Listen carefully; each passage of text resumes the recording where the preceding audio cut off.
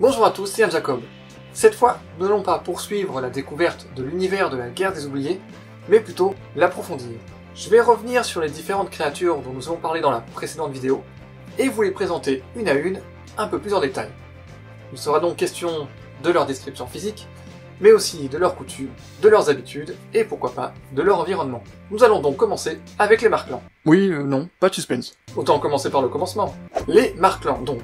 Pour rappel, après avoir peuplé leur monde d'animaux de toutes sortes, terrestres, aériennes ou aquatiques, les dieux ont décidé de façonner une nouvelle forme de vie, et cette fois, imprégnée par la magie. Le premier élément choisi fut celui de l'eau, de la sagesse et du savoir. Ainsi naquirent les Marclans. Ces créatures légèrement difformes, maigres, courtaudes, au visage brouillon, un nez crochu, des oreilles pointues, des yeux globuleux. Vous voyez le tableau. Cela dit, malgré leur apparence pas répugnante, ils ont quand même été façonnés par les dieux, disons plutôt disgracieuses, les Marclans sont doués d'une intelligence subtile, pointue. Le monde leur apparaît comme un assemblage complexe, un puzzle au nombre atterrissable de pièces dont il faut comprendre chaque partie, chaque angle, chaque contour, chaque forme. Ils cherchent alors à percer tous les secrets, du cycle de l'eau à celui des jours, des mois et des années, du parfum des fleurs à leurs propriétés variées. Que sont ces lumières qui brillent dans le ciel nocturne? Pourquoi les oiseaux volent-ils? Qu'est-ce que la vie? Qu'est-ce que la mort? En ces temps, ils devisent avec les dieux. Puis, lorsque de nouveaux arrivants se présentent, d'abord les Uraks, puis les Léviens et les humains, ils s'associent à eux pour découvrir de nouveaux horizons. Les Uraks étant des ingénieurs, des bâtisseurs, mais aussi des laboureurs, des tailleurs, les pierres par exemple, les attirent alors particulièrement. Leur forme, leur composition, les éclats qui brillent parfois en leur cœur. Puis vient la notion d'ordre, de partage. Ce point, d'ailleurs, les titille particulièrement, car les Marclans se considèrent comme une seule et unique entité.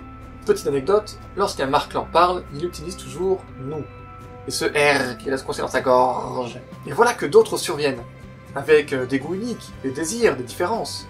Donc, voilà de nouveaux sujets de réflexion. Que représente cette différence? Pourquoi ces individus aspirent-ils à suivre d'autres chemins? Est-ce juste? Équitable? Et ce dernier point va grandement aider tout le monde, car après la grande guerre qui opposa les dieux et qui déforma le monde, ou le format en fonction du point de vue, qui va aider les anges à comprendre la magie? Qui va aider les humains à trouver leur élément? Les Marclans. Pour ceux qui ont lu le livre, je fais référence là à l'Hôtel des Songes. Imaginez-vous, alors que pour beaucoup, le paradis n'est qu'une plaine infinie, emplie de fleurs et de douceur, la terre qui accueille les Marclans tient plus du désert de roches, de terre aride et de sable. Eh bien, dans ce paysage, se dresse un village aux cahutes à l'apparence fragile, aux murs d'argile et de branches, aux toits de paille. Et au cœur de ce village résiste vaille que vaille l'Hôtel des Songes, un bâtiment assez volumineux, mais à l'image du reste du village.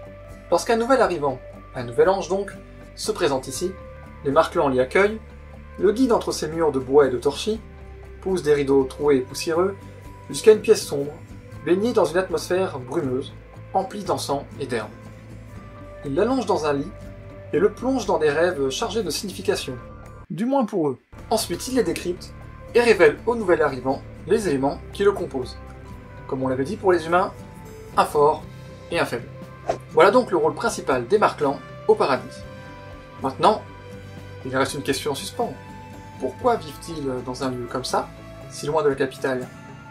Peut-être tout simplement parce que le paradis pour eux c'est ça? Ou peut-être que c'est pour pousser le curieux à mériter ses réponses?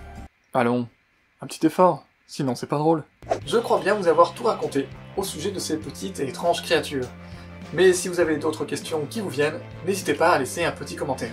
De mon côté, je suis super content de pouvoir vous faire ces petites vidéos, de pouvoir vous présenter petit à petit mon univers, ce que j'ai créé, comment je l'ai bâti, et toutes les créatures qui l'habitent. Peut-être qu'un jour je vous ferai même part de la différence entre la première version de l'univers, et donc du cheminement qui a été fait pour en arriver là où nous en sommes actuellement, dans le roman fini. Comme d'habitude, si vous voulez rien rater de ce partage-là, de ces explications, n'hésitez pas à vous abonner et activer la petite cloche de notification. Sur ce, je vous dis à bientôt pour de nouvelles aventures.